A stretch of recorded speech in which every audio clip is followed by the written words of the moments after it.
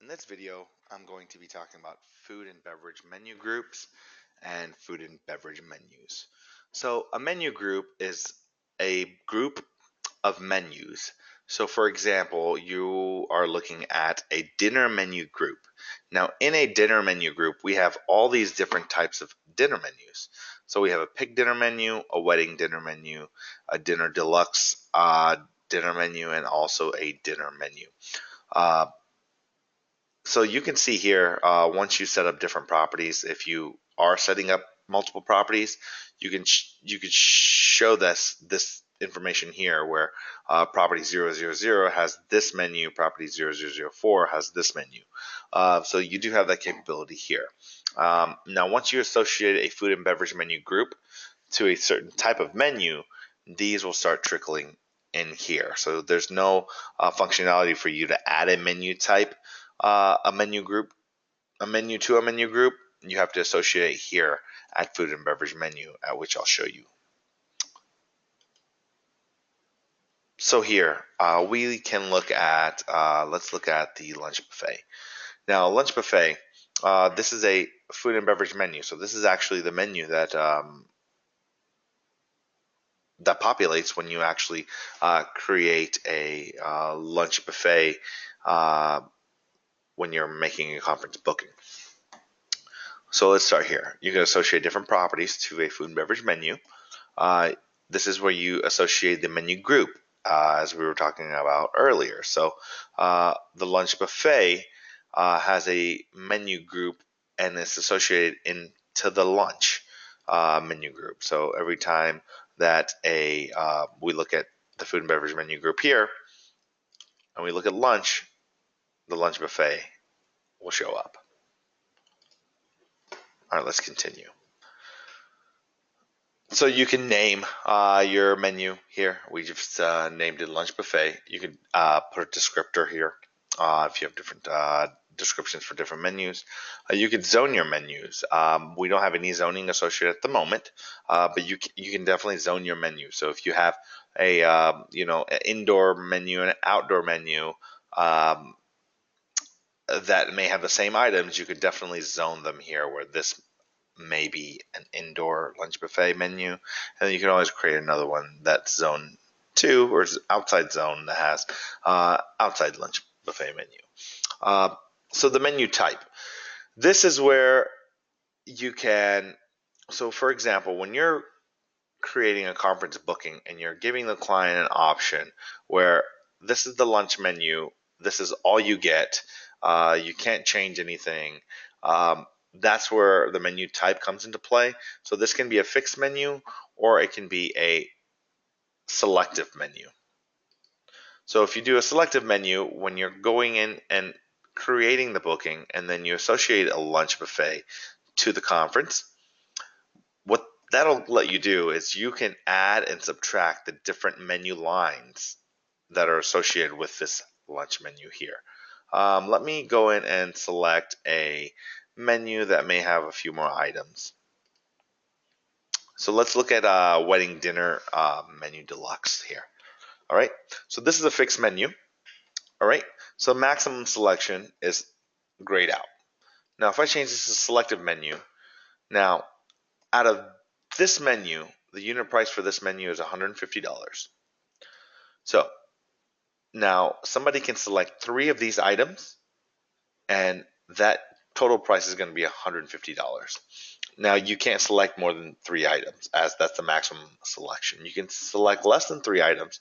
However, you're still going to be charged this unit price of $150. All right. Now the POS menu, this basically will let you show the POS menu type in the POS. If you have POS configured, you can show a standard menu type or you can show a consumption. So standard would just say, okay, we have a wedding dinner menu deluxe. There'll be a button for that. You click it, that you tell it how many people, and then it'll charge $150 per menu there. The next consumption menu type will show as a button. So you click wedding dinner menu, you click that, and from there you can select grilled chicken with rice, tomato and mozzarella salad, lemon cake, and then it'll also associate the maximum selection, so you can select up to 3 into this menu here. And that's what that does there. All right. Um, Minimum covers. So what that basically tells you is this menu can cover up to 1 to 1,000 people. That's what that does here. Minimum to maximum covers here. The default serving group. Now, we've talked about serving groups in a different video. However, if you associate a serving group to a menu, then what that will do is that'll trickle down to tasks. So once I create a wedding dinner deluxe menu and I associate a serving group of entree, so everybody that is associated with the entree serving group will start to get this order. Price rules. Now, this is where you could select a unit price on the menu, or you can select a unit price on the menu line. All right. So here we've selected unit price on the menu. That's $150 for this menu. We could also select unit price on the menu line, at which each of these items would have a different price.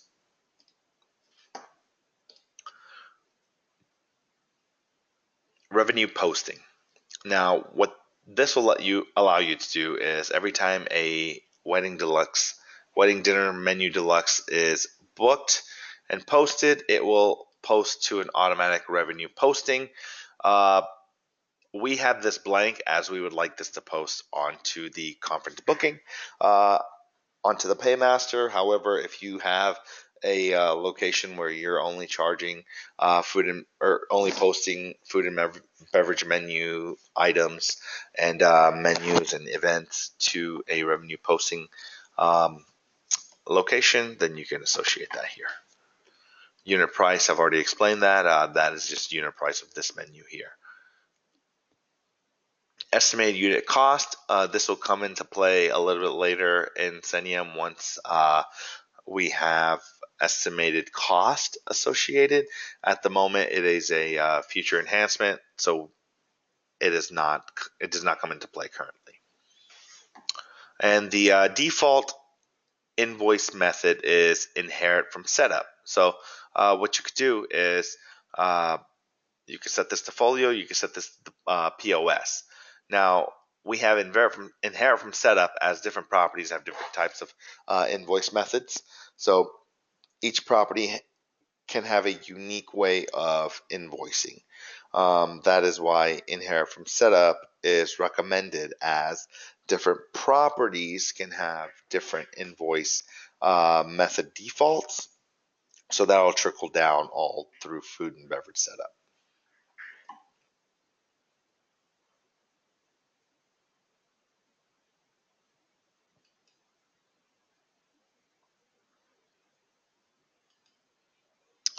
Let me talk a little bit about menu lines.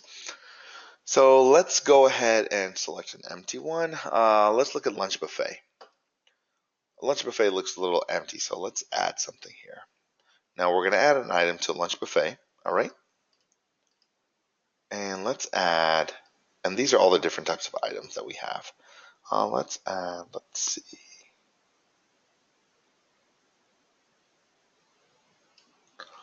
Let's add for lunch, filet mignon. It's a little heavy. Why not? So I've added a menu line item of a filet mignon. Let's associate 1. All right. Menu base unit price does not come into play at the moment, as it has to do with estimated unit cost. However, it will be available in the future. Override menu unit price. Now, what this will allow you to do is, if you what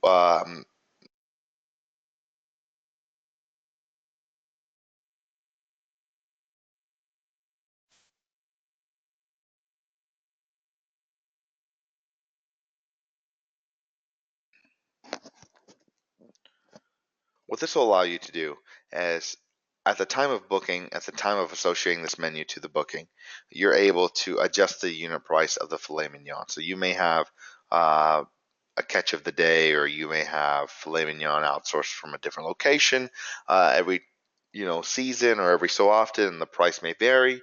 So you could always override the price at the time of booking, or you could uncheck this as this price is fixed. It is fixed in this menu, and it cannot be adjusted.